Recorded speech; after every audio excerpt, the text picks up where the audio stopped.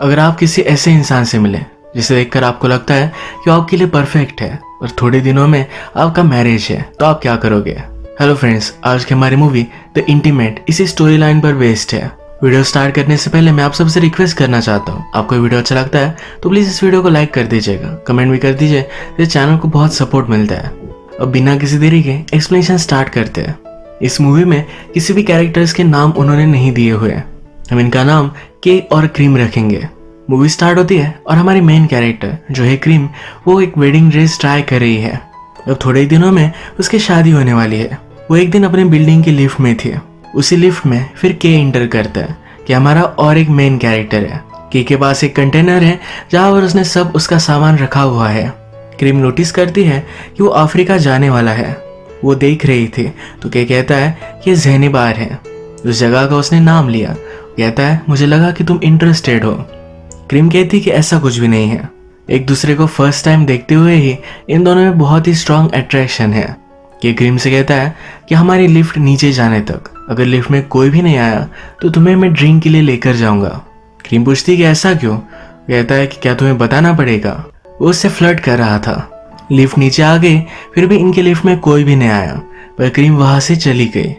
इसके बाद थोड़ी देर में अपने काम के लिए क्रीम एक जगह पर आती है। इसी के पैरेलल में उसी जगह पर हम के को भी देख सकते हैं। के की कंस्ट्रक्शन की जॉब थी, उसका अब जॉब चला जा चुका है तो उसे अफ्रीका जाना पड़ेगा। इस सीन में हम देखते हैं कि के का कोवर्कर उसके पास बात करने के लिए आता है। कहता है कि अगर तुम अपने बॉस की बात मान लेते तो एक कंपनी अभी भी सही रहती। जिस तरह से बिजनेस में बेंट होना चाहिए उस तरीके से के नहीं होता। उसकी वजह से उसकी कंपनी डूब गई, पर सारे एम्प्लॉयज के पैसे उसने खुद से दिए हैं। ये एम्प्लॉय इसके लिए थैंकफुल था। यहाँ पर बात कर रहे थे तभी के नीचे क्रीम को नोटिस करता है। वो एक एड्रेस ढूंढ रही थी तो उसे हेल्प कर देता है। उसे देखकर वो बहुत ही सरप्राइज्ड है। उसे मजाक में कहता है हमें मिले बहुत दिन हो चुके, कैसी हो तुम? क्रीम उसे इग्नोर कर देती है और वहां से आगे जाती है। वो एक्चुअल में एक ज्वेलरी डिजाइनर है। वहां पर वो डिलीवरी करने के लिए आई हुई थी। वो फिर वॉशरूम गई और अपने फियांसे को कॉल लगाती है। उसे बोर हो रहा था तो फियांसे से कहती है कि मुझे तुम लंच पर मिल सकते हो। उसका फियांसे उसे मना कर देता है। वैसे भी ये दोनों आज एक बिजनेस मीटिंग के लिए मिलने ही वाले हैं। क्रीम फिर आसपास की जगह देख रही थी तो एक लाइब्रेरी में वो आई। वो बुक्स देख रही थी, पर अचानक से के ने उसके पास आकर उसे सरप्राइज कर दिया। वो घबरा गई और उसी वजह से उसे एक पेपर कटाया। के फिर उसे सॉरी कहता है, जल्दी से जाकर उसके लिए एक बैंडेज लेकर आता है। क्रीम अभी भी उससे कोई भी बात नहीं कर रही। उसे अलग अलग बहुत सारे क्वेश्चन पूछता है। क्या तुम यहाँ वर्क करती हो? तुम आज क्या करना चाहती हो? उससे कहता है मेरे साथ तुम टाइम स्पेंड करो। क्रीम पूछती है मैं ऐसा क्यों करूँगी? वो कहता है कि तुम बोर लग रही हो। वो उसका नाम पूछता है तो कहती है कि मेरा नाम एक लड़की है। वो कैसे उसका नाम पूछती है तो के भी कहता है कि मेरा नाम एक लड़का है। ये फिर चलते चलते एक मूवीज और गेम्स के शॉप में आए। यहाँ पर जब मूवीज के बारे में बात करते हैं तो इनमें एक अच्छी बॉन्डिंग होती है। क्रीम को स्केरी मूवीज पसंद नहीं है।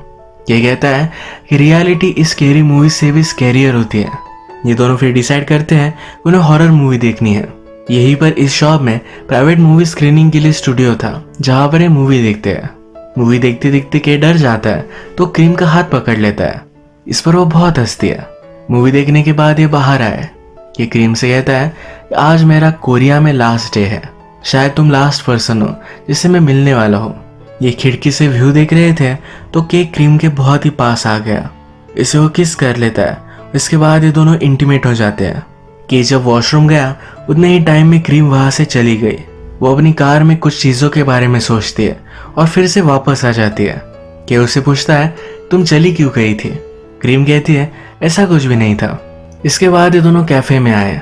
क्रीम ने कैसे कहा कि आज से शाम 6 बजे से पहले घर जाना पड़ेगा। के उससे पूछता है तब तक हमें क्या करना चाहिए? के कहता है कि मेरे साथ अलग अलग चीजें ट्राई करो, हम जरा मजे करेंगे। के फिर क्रीम को एक छोटे से रोलर कोस्टर में लेकर आया। जब वो मिड एयर थी तो वैसे ही छोड़कर आगे चला जाता है। क्रीम बहुत ही डर गई थी। नीचे आकर उसे बहुत मारती है। इन दोनों को इससे बहुत मजा आया। चलते चलते क्रीम के फीट दुखने लग गए थे। के उसे मसाज देता है। क्रीम उसे पूछती है तुमने मुझे ड्रीम्स के लिए क्यों इनवाइट किया था? ये कहता है तुम्हारे फीट बहुत ही ब्यूटीफुल हैं, इसे मुझे मसाज देना था। ये चीज़ी डायलॉग सुनकर क्रीम उसे कहती है, मुझे पता था कि तुम ऐसा ही कुछ कहोगे। ये इस पर बहुत हंसते हैं। के ने फिर से क्रीम को पकड़ लिया। क्रीम कहती है कि हमें कोई देख लेगा। ये कहता है कि मुझे कोई फर्क नहीं पड़ता। इसके बाद अब क्रीम का जाने का टाइम हो चुका है कि उसे लिफ्ट दे रहा था। क्रीम को एक कॉल आया जिसे वो इग्नोर कर दिया। इससे ज़रा वो नर्वस हो गई थी क्योंकि ये कॉल उसका फियांसे का था कि क्रीम को गाड़ी के कंपार्टमेंट से सिगरेट निकालने के लिए कहता है। क्रीम जब निकाल रही थी तो वहाँ एक लड़की की फोटो है। वो उससे पूछती है कि लड़की कौन है। क्रीम कहता है कि कोई भी नहीं। वो उसके बारे में बात नहीं करना चाहता। क्रीम बार बार पूछती है, फिर इस पर वो चिढ़ गया था। क्रीम को जहाँ जाना था के ने उसे वहाँ ड्रॉप कर दिया। कहता है मैं तुम्हारे लिए यही वेट करूँगा, अगर तुम चाहो तो ये रात हम साथ बिता सकते हैं। क्रीम कहती है मुझे 30 मिनट्स दो, अगर मैं वापस ना आई तो प्लीज़ मुझे हेट मत करना। आज क्रीम का उसके फियांसे के साथ एक बिजनेस का डिनर था। वहाँ रेस्टोरेंट तक वो पहुंची पर उसे अंदर नहीं जाना था। वो फिर से केक के पास आ जाती है। ये दोनों एक पार्क में थे। के एक ब्यूटीफुल सा सॉन्ग सुन रहा था तो ये सॉन्ग वो क्रीम को सुनाता है। कहता है कि आज रात मुझे लगता है कि मैं यही सोऊंगा। ये मेरी यहाँ एक लास्ट रात है तो मुझे आसमान के नीचे सोना है। क्रीम फिर के साथ शॉपिंग करने के लिए आई। वहाँ पर अलग अलग आउटफिट वो ट्राई करती है। केक को बहुत बोर होता है। फाइनली वो एक आउटफिट चूज करती है, अपने खुद के कपड़े स्टोर में रख देती है और वही आउटफिट पहनकर वहाँ से भाग जाती है। इसके बाद ये दोनों एक गेमिंग पार्लर में आए। यहाँ पर उन्होंने इतना शोर शराबा मचाया कि सब लोग डिस्टर्ब हो रहे थे, लेकिन इससे कुछ भी फर्क नहीं पड़ने वाला था। ये दोनों बाहर घूम रहे थे तभी अचानक से बारिश आ गई। इन दोनों को फिर से इंटीमेट होना था तो एक होटल में आकर वो इंटीमेट हो जाते हैं। इसके बाद ये डिनर करने के लिए बाहर आए। यहाँ पर क्रीम फिर से पूछती है जिस लड़की की तुम्हारे पास फोटो है वो कौन है। यह कहता है वो मेरे साथ काम करती थी, 3 साल तक हम रिलेशनशिप में थे। मैं उससे शादी ही करने वाला था पर मेरे फ्रेंड के साथ ही वो इंटीमेट हो गई। घटिया चीज ये है किसी और के साथ उसने शादी की। के बहुत ही हार्ट ब्रोकन है, इसलिए हमेशा उसकी फोटो वहाँ रखता है। वो कहता है हम दोनों में जो था, अगर वो प्यार था तो ये बहुत ही घटिया था। क्रीम उससे पूछती है तुम अभी भी उसकी फोटो क्यों रखते हो। ये कहता है कि हम लोगों को बहुत ही जल्दी भूल जाते हैं, मुझे कभी भी उसे भूलना नहीं है। के कहता है कि अब मैं तुमसे क्वेश्चन पूछूंगा। तो वो पूछता है कि अगर तुम्हारे लिए एक परफेक्ट पार्टनर तुम्हारी शादी से पहले तुम्हें मिले तो तुम क्या करोगी। क्रीम कहती है कि मैं उसे बहुत मारूंगी, इग्नोर कर कर वहां से चली जाऊंगी। वो कैसे पूछती है कि अगर तुम्हारे साथ ऐसा हुआ तो तुम क्या करोगे। क्या कहता है कि मैं उससे पूछूंगा कि हमारी लिफ्ट नीचे नहीं जाती तब तक अगर कोई भी लिफ्ट में नहीं आया तो मैं तुम्हें ड्रिंक के लिए बाहर लेकर जाऊंगा। ये वही चीज है जो के ने फर्स्ट टाइम क्रीम से पूछी थी। क्रीम को 10 बजे फिर से घर जाना था।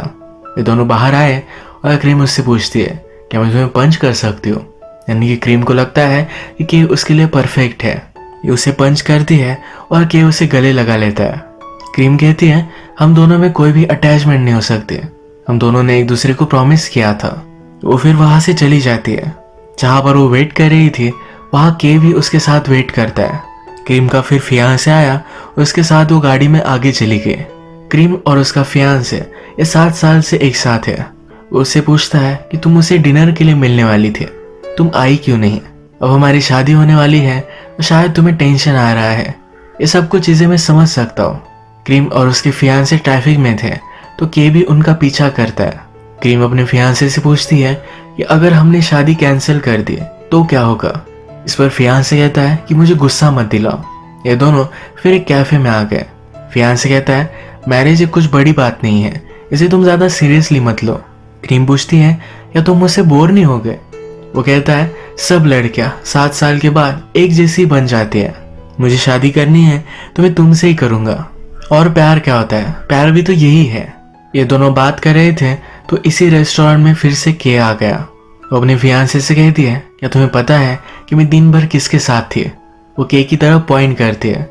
वो फिर के पास आए, उसके मुंह पर उसने पानी मारा। ये सब तमाशा देखकर फियांसे वहां से चला जाता है। कि क्रीम के पास आकर कहता है कि यह बहुत ही इम्पल्सिव था।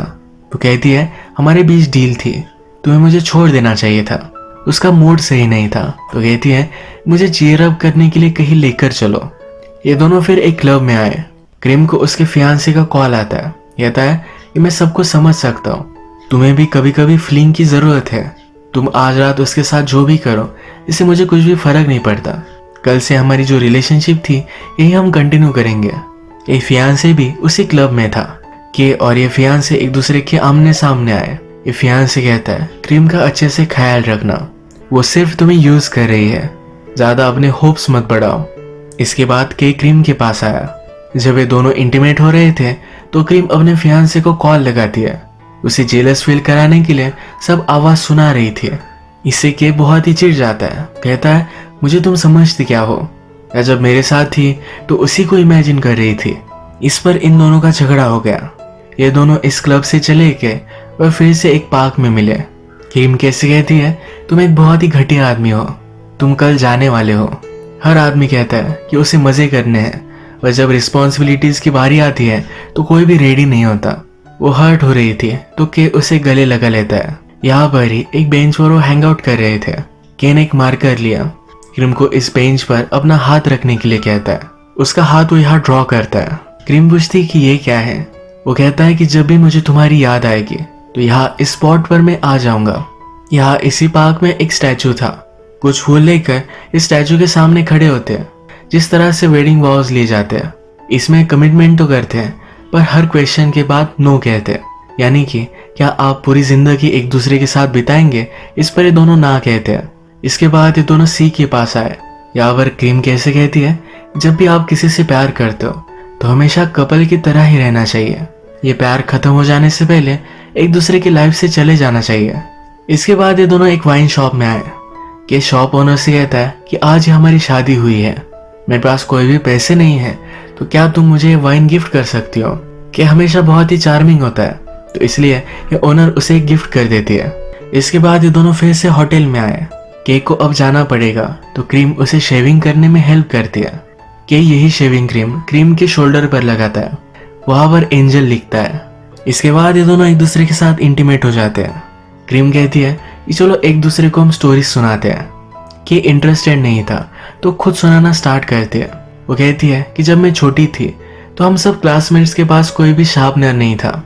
एक लड़की के पास था तो हमेशा उसकी पेंसिल बहुत ही शार्प रहती थी। मेरी मदर कभी भी मुझे शार्प पेंसिल नहीं देती थी, थोड़ी सी ब्लंट रखती थी। एक दिन मैंने मेरी पेंसिल को बहुत ही शार्प किया था। मैंने जब उससे राइट किया तो जल्दी से टूट गई थी।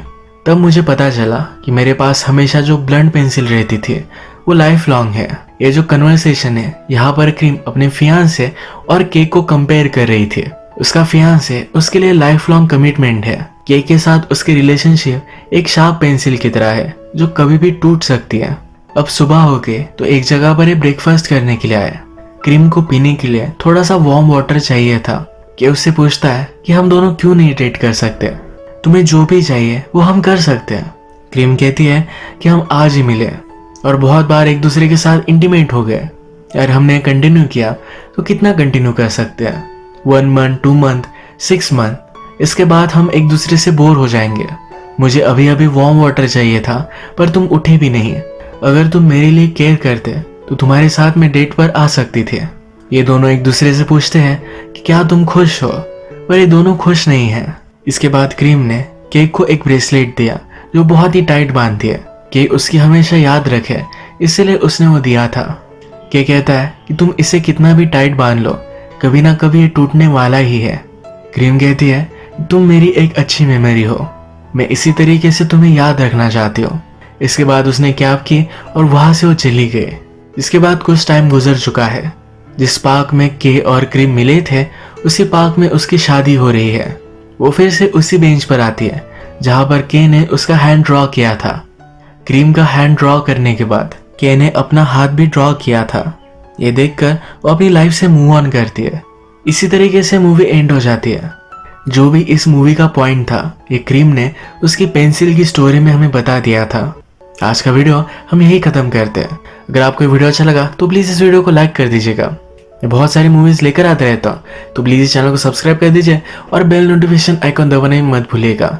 फिर से मिलेंगे और एक नई मूवी के साथ। तब तक के लिए थैंक यू और आप अपने आप का ख्याल रखिए।